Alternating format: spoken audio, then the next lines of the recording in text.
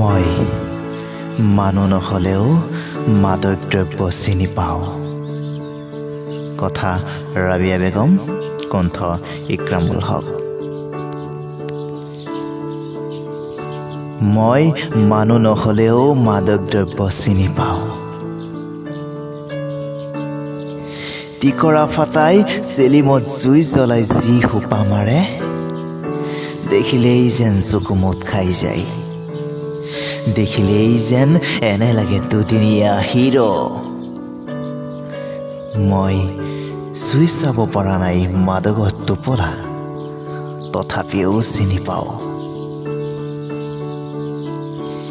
সিহঁতৰ নিচাত মতলীয়াৰ ভাও দেখি আমিবোৰ কেনেকুৱা মানুহে।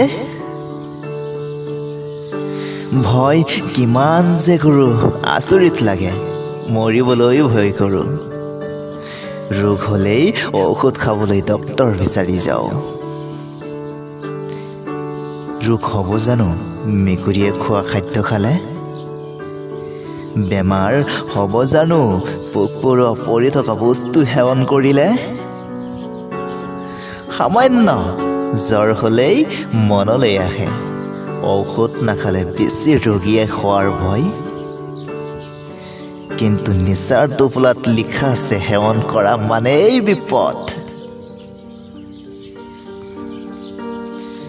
তথাপিও চোন দিনে নেখাই খপি থাকোঁ বটলৰ পাছত বটল বিন্দাছ মজাৰ খাদ্যৰ লগত।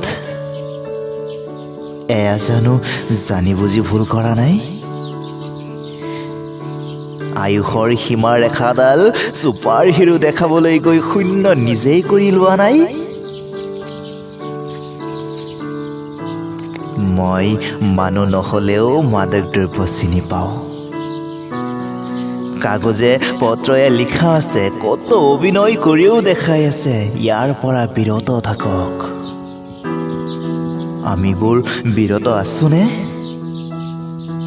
আঁকোৱালি লৈ আছো এই নিচা আসক্ত জীৱনৰ অবাঞ্ছিত যাত্ৰা। মদ্যপানত নচলে ঘৰ সংসাৰ, মুখত মাতো ভেমাজলি।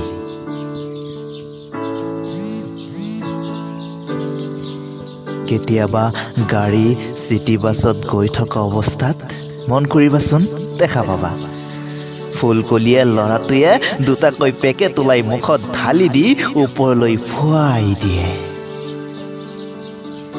এনে লাগে যেন কিবা অমৃত খাইছে। এই নিচা হৈ পৰিছে একোটা বিকৃত মানসিক নিচা। নিচাত পৰি কেতিয়াবা নগ্ন হৈ পৰে শৰীৰ, মনৰ দুৰ্বলতা অলৌকিক সুখৰ মৰীচিকা। মই মানুহ নহ'লেও মাদক দ্ৰব্য চিনি পাওঁ।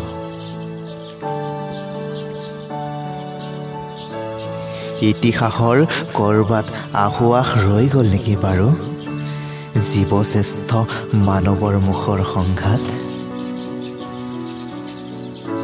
নহ'লেনো কিয় আহুতি দিয়ে নিজৰ প্ৰাণ নিচাত? পৃথিৱীত খাবলগীয়া জানো কিবা অভাৱ আছে? সেইটো ডিঙিলৈ পি নাভূত নাশ্ৰুত ইংলিছ মাৰি হিৰো হোৱাৰ কি প্ৰয়োজন আছে?